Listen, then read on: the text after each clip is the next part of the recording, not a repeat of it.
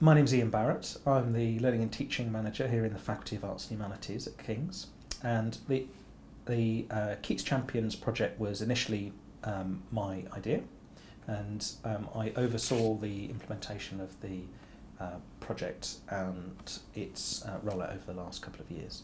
So one of the features of the way technology enhanced learning works in Arts and Humanities is we have a large number of academic staff and a large number of taught courses which we're supporting, and a very decentralised system for creating and maintaining content, and a dedicated but relatively small central team working to support staff and students using technology.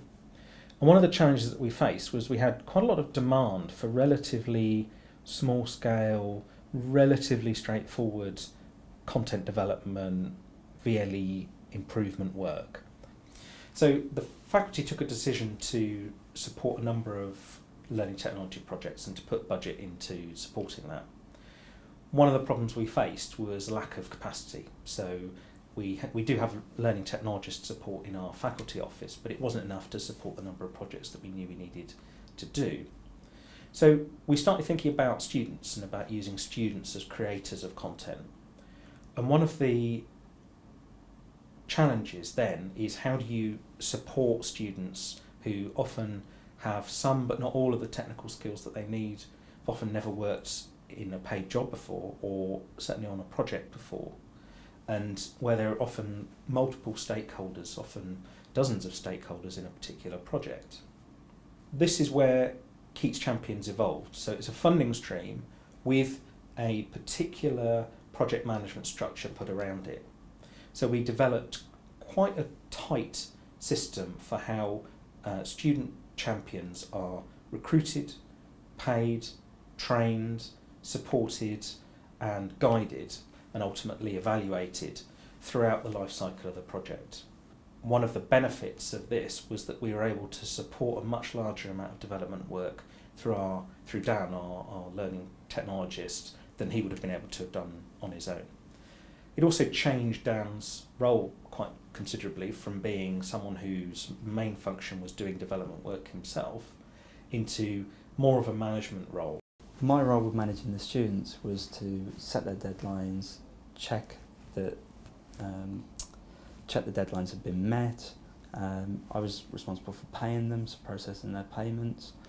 So we sent an email out, all staff email out across the faculty, so it was only for the faculty,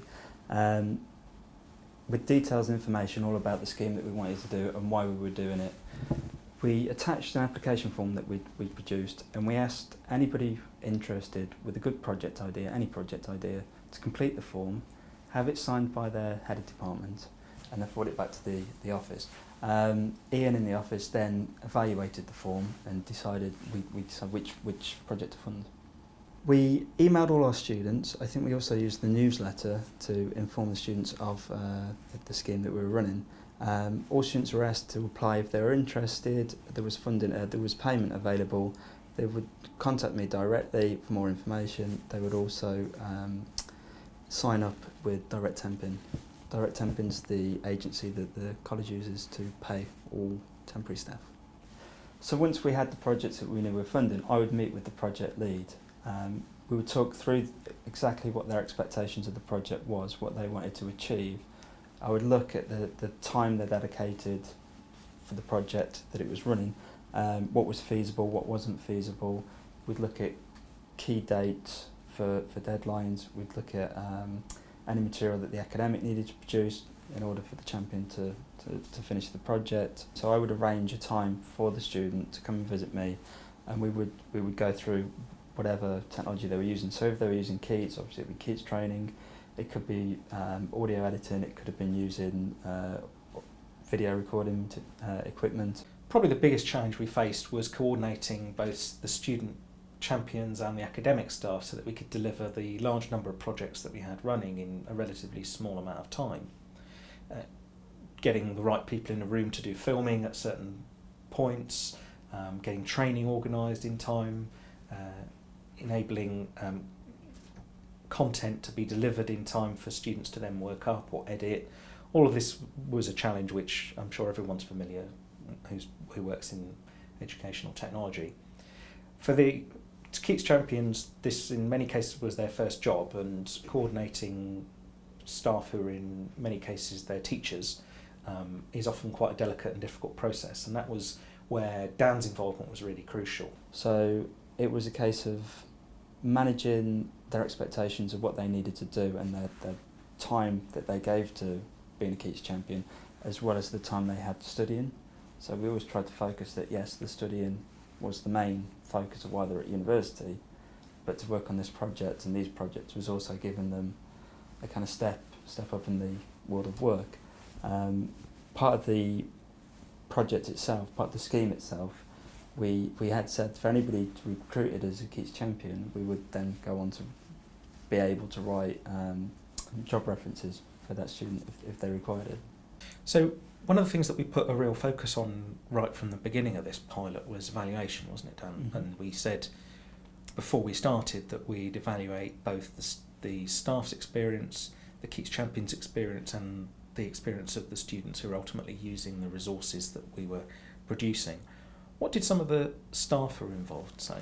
The academics in general, they said that it has inspired them to think of more projects that they could use for the scheme. Some of them already have them projects in mind. Some of the projects they've even spoke about are possibly too big for this scheme and would require further college funding if they wanted to do them.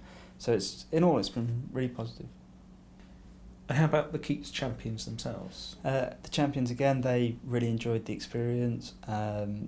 They responded really positively to the training, to the challenge of the actual projects they did. We've actually now got some of the champions starting to put in references.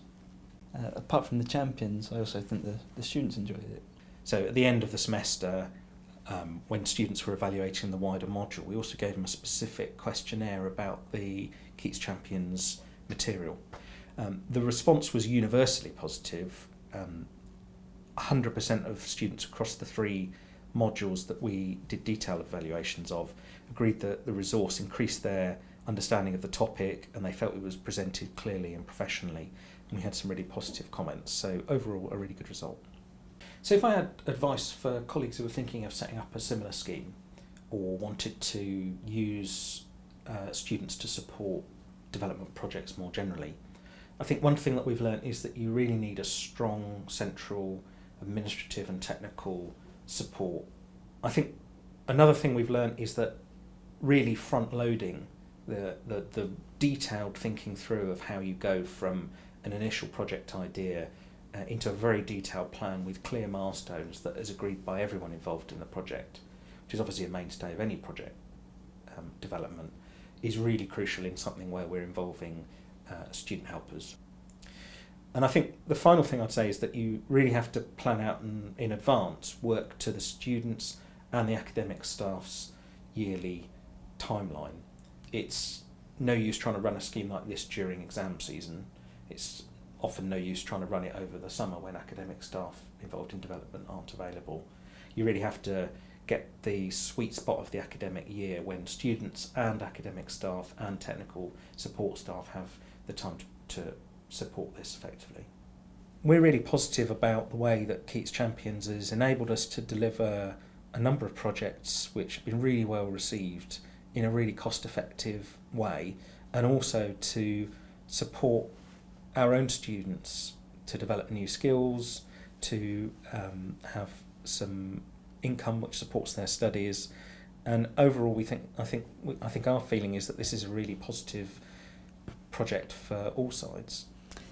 I agree. I think that the Champion Scheme has now become part of the day-to-day business of the technology enhanced learning support that we have in the faculty and as part of my role. So I think it's really positive steps. Mm.